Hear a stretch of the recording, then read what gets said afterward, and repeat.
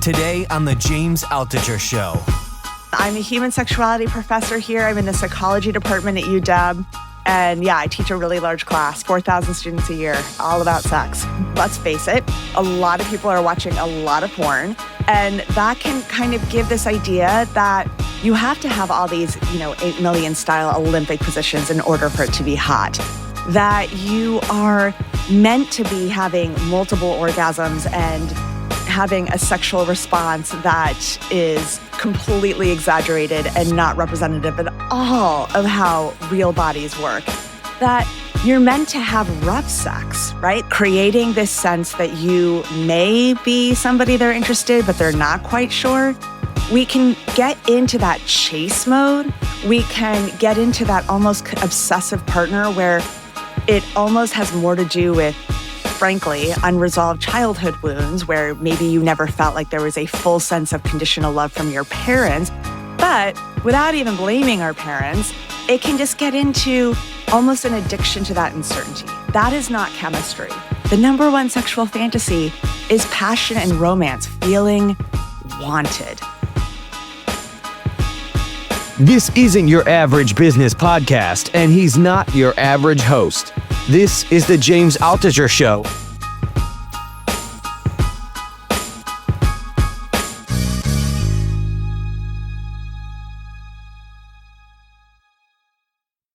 This might be the most useful episode ever. Not that the other episodes weren't useful. They were all incredible. But this one is above and beyond. And not only that, it was very awkward for me, almost embarrassing to ask the questions, but I did it and I got great answers. This episode's with Dr. Nicole McNichols. She just came out with her book, You Could Be Having Better Sex, The Definitive Guide to a Happier, Healthier, and Hotter Sex Life. And there was so much great content.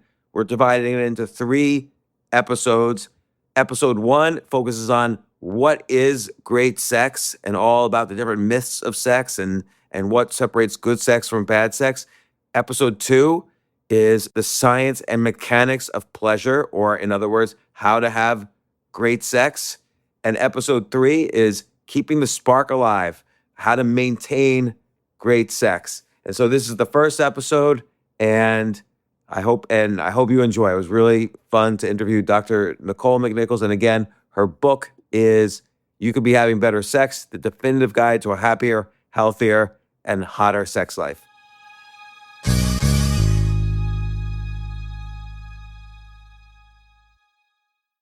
Where are you calling in from, by the way? I am in Seattle, Washington.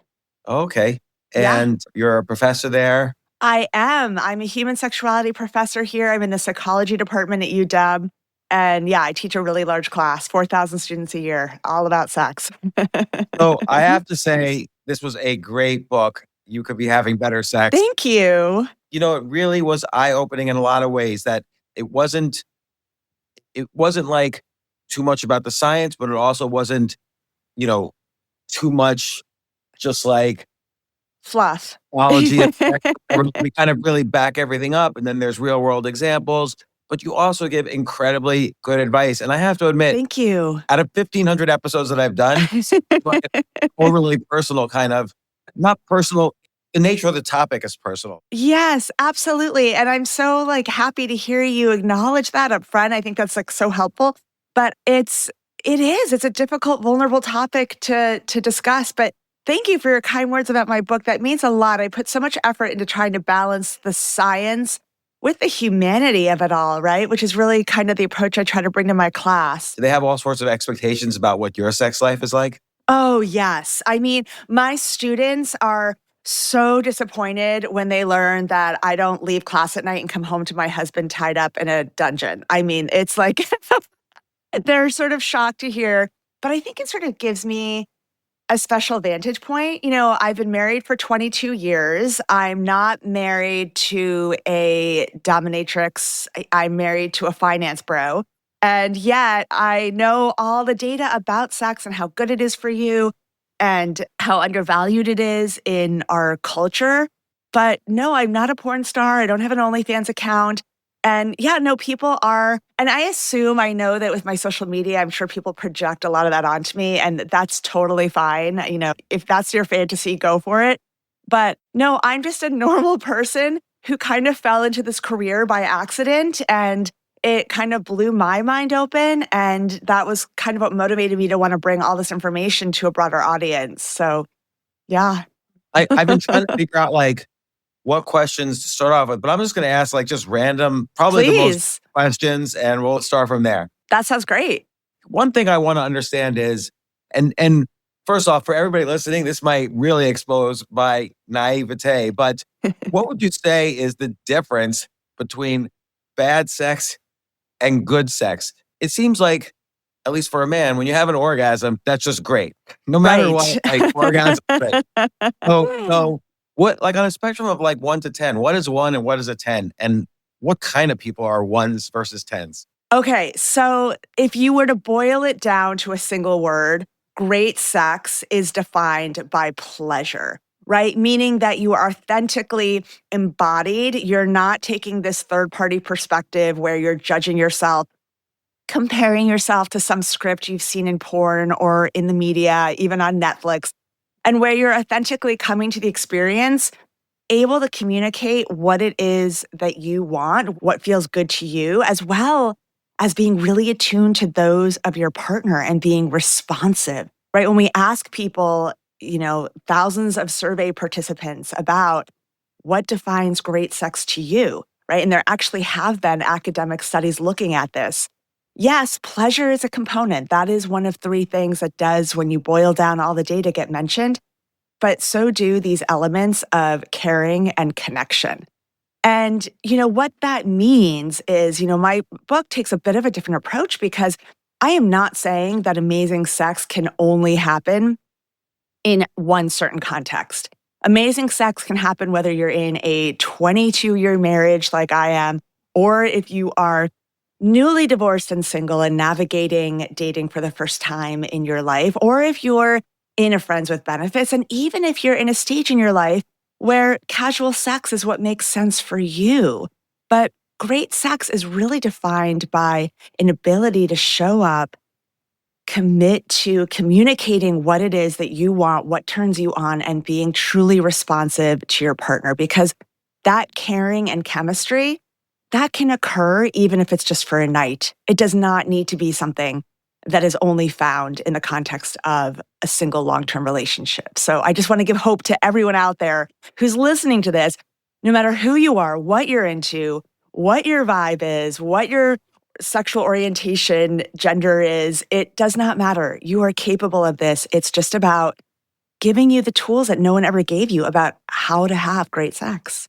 So, and what's really fascinating about your answer is that it has nothing to do with, let's say, the traditional or even like Hollywood answers to this question, where it's like everybody's throwing each other around and there's a lot of athleticism and, Yep. all these wild positions, which I'm sure, by the way, is, I don't know where that fits into the answer, but you focused on caring, you focused on communication, and those are the things you focused on, and pleasure, but, Yes. that's kind of part of it. But what do you mean by caring and communication? And when is it not great sex then? Right. So it's not great sex, going back to all those Hollywood factors that you just listed off, right? Let's face it, a lot of people are watching a lot of porn, and that can kind of give this idea that you have to have all these, 8 million style Olympic positions in order for it to be hot, that you are meant to be having multiple orgasms and having a sexual response that is completely exaggerated and not representative at all of how real bodies work. That you're meant to have rough sex, right? That it's meant to involve choking or slapping or hair pulling. And I want to be clear, all of those things, if there are things that genuinely turn you on and bring you pleasure, and you're approaching them from a source of authenticity, and your partner also is consenting and also wants to try those things out or enjoys those things, go for it. That's great. But one of my most popular TikTok videos is literally labeled in defense of vanilla sex, right? Defining vanilla sex as anything that's not kinky or involving rough sex. Because I almost feel like a lot of people believe now, right, that in order to be hot, sex has to have that element of danger and risk, and it really doesn't, right? And then I think your other question was about caring. And, I talk about this, in sort of two domains. There needs to be an overall element of caring. Let's say if you're in a long-term relationship, right, where the sexual encounter isn't just about meeting one person's sexual needs, where it doesn't feel transactional or obligatory, where it feels like something that is committed to both of your pleasure and where there's a leaning in and understanding of the whole person. Which is why, right, it's so important for couples to be planning sexual intimacy, but also all these other types of intimacy that exist in our lives that, when fostered, feed into sexual intimacy. Like what? Okay, so happy you asked. So there are different types of intimacy that connect us emotionally that feed into sex in an indirect way. Perhaps the most important is simply non-sexual physical touch, meaning sex should not be the only time that you are touching your partner. If it is, then on those few occasions when you do touch your partner, it's going to feel like this transaction, like, oh no, this person's asking for access to my body now. And that can bring up sort of a horrible, feelings of guilt or feelings of where you then turn the person down and, there's this pattern of rejection that can start to occur that can really serve to drive couples apart and create real problems in their sex lives. But the antidote to that is if you are cuddling, hand-holding on the couch, even just having your arm or your legs draped across your partner's lap. If it's, the Gottmans, incredibly world-famous sex and relationship researchers, found that if we even are just hugging our partners at the end of the day or at any time of day for a long period of time where it's not meant to be leading to sex, or kissing our partners, right? Where, again, it's not a prelude to sexual activity, but it's just an expression of affection, that is powerful. But we don't give a lot of credence to that because we just think that sex is sex and it exists in this separate domain of our lives, when in fact, it's very much our desire for our partner is very much going to be fed by just our overall ability to engage in all types of touch. So that's really important. But beyond that, there are all these intellectual ways that we create intimacy with our partners too, right? It might be sharing a sense of, we both read an interesting book, or we both saw something on the news, or all of the crazy political events that are happening throughout the country and throughout the world, being able to share ideas on them and create a sense of hearing and going back and forth in a way where you're both interested and receptive to each other's ideas, right? That kind of going back and forth and listening to the person's perspective and then responding to it, that's building a sense of appreciation and allowing partners to feel kind of seen and respected within the relationship. And that dynamic directly feeds into the bedroom, right? If you feel like your partner is seeing you and hearing you and respecting your ideas and responding to them, doesn't mean they have to agree with everything, but people don't realize that feeds into our feelings of sexual attraction. There are some people where that level of intellectual intimacy is so important that they identify as sapiosexual, which literally means they're turned on by your brain. They don't care about any other aspect of you, which is an extreme form. But I'm saying this is a continuum. And to a certain extent, yeah, hearing what your partner thinks about what's going on in, am I allowed to say Minnesota? Whatever's happening around the world. Yeah, that, believe it or not, that's relevant to your sex life. I will say, just given my own personal presence or how I look, whenever I've dated someone in the past, when they say to me something like, oh, I'm a sapiosexual, I kind of take it as an insult. Like, oh, they think I'm not good looking. And so they're trying to communicate to me that they like smart people because I look smart. Well, so I've always doubted whether that's a real thing, whether sexuality is a real chemistry related thing. Okay, I think it is, but I'm actually going to reframe this for you. I think when you are dating people and they tell you they're a sapiosexual, I would guess it's more that they're maybe a little bit intimidated by how smart you are, and they want you to know that they also have that value. So I don't think that they're saying to you that you're not good looking. I think they're saying to you, I am also a smart person who values ideas, and I'm so excited that you're talking with me. I would actually frame it that way. I bet that has All more to right. do Thank with you very it. much for doing. But and there's a lot to unpack in what you said about both communication and care. But I do want to ask about what is the role of just direct, like, what does it mean we had chemistry? Like, what does chemistry mean in this as well? Yeah, chemistry is so unpredictable, right? And it's one of those things where it gets confused with a lot of other factors that go into relationships. One thing, let's just talk about first what chemistry is not. It's not that feeling of insecurity and confusion and anxiety that can come at the beginning of a relationship, particularly if there's one where the person you are dating is inconsistent, creating this sense that you may be somebody they're interested, but they're not quite sure. We can get into that chase mode.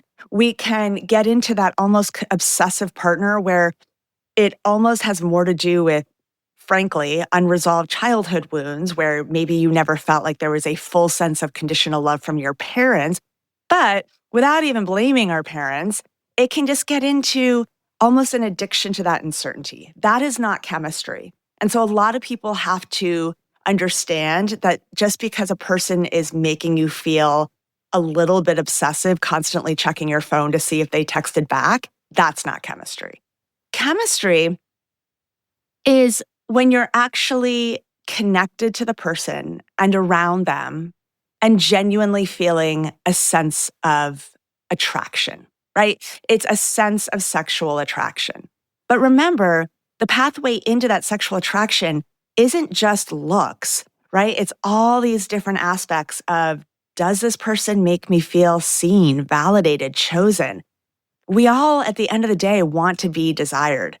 The number one sexual fantasy, when we look at research of Americans, the number one sexual fantasy, it's not BDSM, power control, even though those do make the top 10. The number one sexual fantasy is passion and romance, feeling wanted. So I think that when a person genuinely feels wanted, that's really what creates that sense of chemistry. Take a quick break. If you like this episode, I'd really, really appreciate it. It would mean so much to me. Please share it with your friends and subscribe to the podcast. Email me at altucher@gmail.com and tell me why you subscribed. Thanks.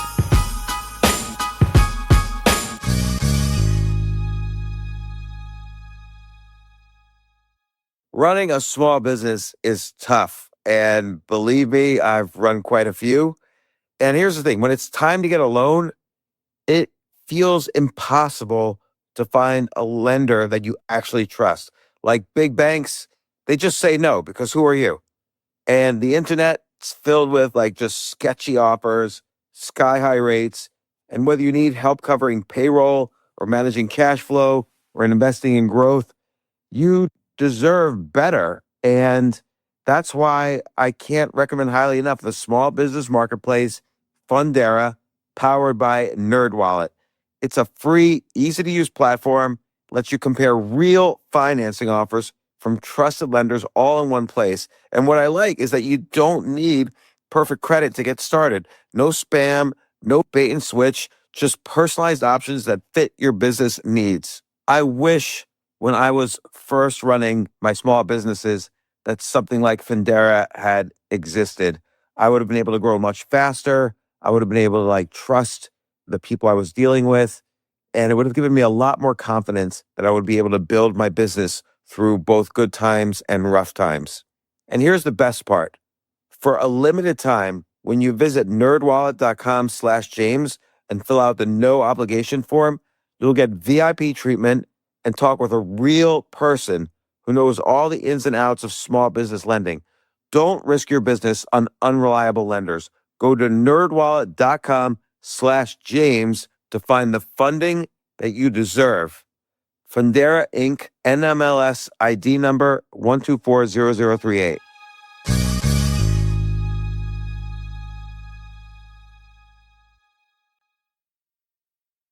But there's also kind of the cliches or myth that if you make someone feel too wanted, they're not as interested. There's essentially this whole philosophy of the game behind, sexual attraction, like you were referring to, which it isn't, that, there's this kind of give and take that happens a lot in the chase. There can be a big give and take, but I think that when you're on the receiving end of that, where you feel like the person just kind of keeps coming and coming and coming, not in a good sense, but in a dating sense. Understood.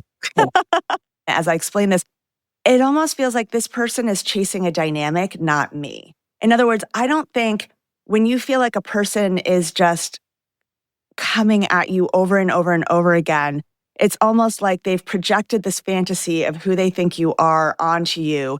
And you get this sense that maybe they're chasing this fantasy, right? Or maybe they're chasing, again, this addiction that they have to, it's almost like they're eroticizing the pain that can be involved in sort of this constant feeling of rejection, right? So in other words, when people feel truly wanted and desired, it's usually because they've sensed this person is truly responsive to who they are and how they're responding. And what I will say though, is just to put this in simple terms, if you are with someone who is making you feel like it's inconsistent and you're really not sure where you stand, you're not sure how they feel about you, yeah, playing the game, absolutely. You don't call them back for a little while, you take a while to text back.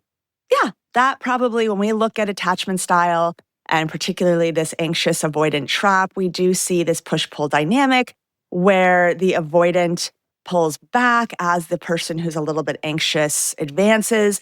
And then as soon as that anxious person forces themselves via playing the game to pull back, the avoidant naturally comes back because that's the dynamic. You can do that if that's the game you want to play, but you will be miserable. And it is no more likely to lead to a long-term relationship than if you just from the get-go say, I'm going to express a little self-love here, a little self-care, and know that this is a dynamic that's not making me happy. And I need to find somebody who's as excited and willing to show up consistently as I am. And that's something you need to do yourself. Yeah. And I 100% agree with you. And by the way, this isn't necessarily the topic of your book, but it's kind of a lot of a prelude to relationships and sexual activity and so on. Your book is really focused on kind of in people who are sexually active and with each other, how to make it even better. Right. But of course, this is prelude. So I'm just curious, like, how would you recommend expressing want without necessarily, what's called love bombing or whatever, or playing that game, in the beginning of a relationship or a pre-relationship?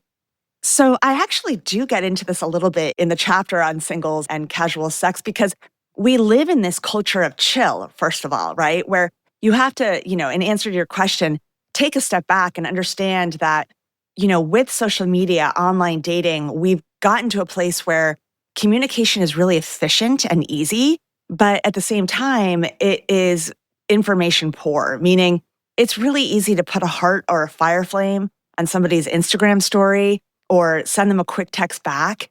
But that doesn't require picking up the phone and putting in the effort to call them and actually put a date on the calendar.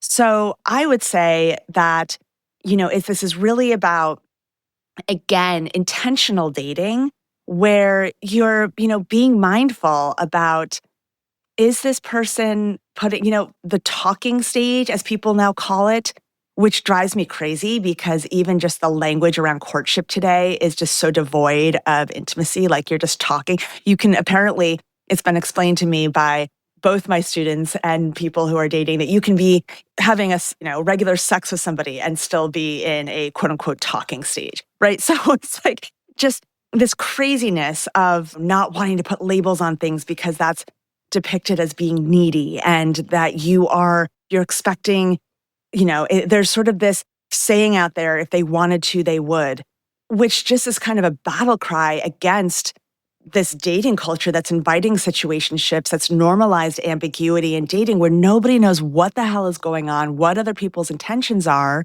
And so no wonder we're all incredibly anxious around sex and dating, right? And so the key to that is to really be intentional, right? First of all, if you want some quick guidelines, I would say get an actual face-to-face date on the calendar quickly, if that's what you're looking for. Because, when we look at survey data, people who are engaging, for example, in online dating, about a fifth of them report that they're really just on the app for validation, for fun, because they're bored, that they really have no intention of following up with an in-person date.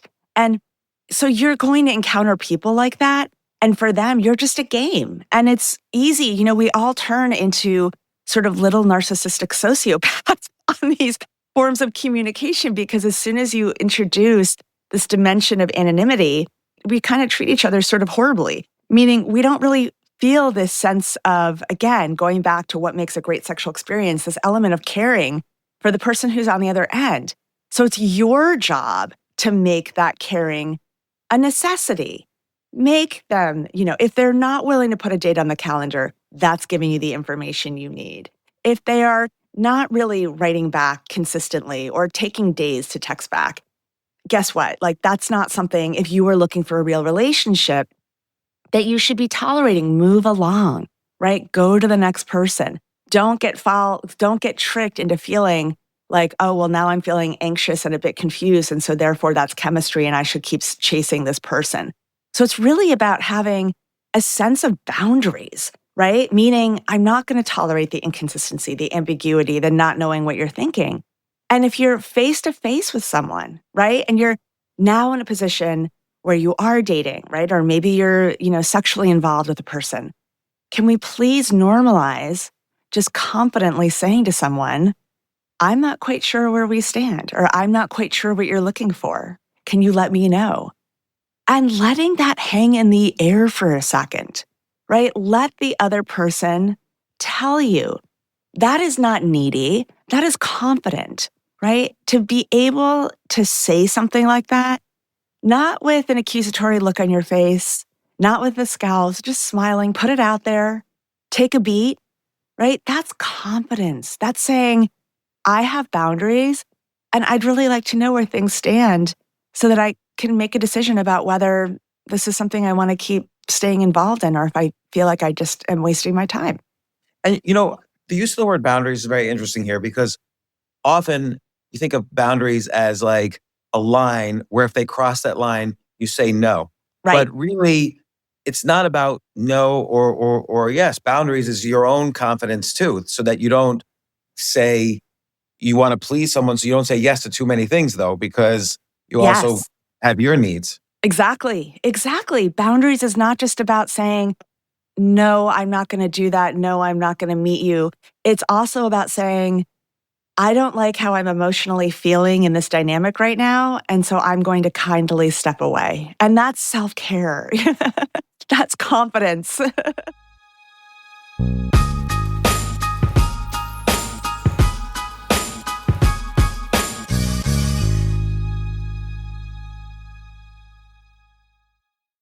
Pluto TV has thousands of free movies and TV shows. What? This is the mindset. Free. This is the mantra. Free. This is the mindset. With movies like Joe Dirt, Pixels, and 50 First Dates. This is awesome. And TV shows like Survivor, SpongeBob SquarePants, The Fairly Odd Parents, and Ghosts. Pluto TV is always free. Huzzah! Pluto TV. Stream now, pay never. You're welcome. Next time you fly on business, arrive feeling fresh in Emirates Business Class. On your flight, you can sink into leather seats that recline flat for a better sleep. You can enjoy delicious regional meals and premium drinks. And there's onboard Wi-Fi if you need to work. Along with Emirates chauffeur-driven airport transfers and entry to the luxurious Emirates Lounge, it's just a better way to do business. Book now on Emirates.com.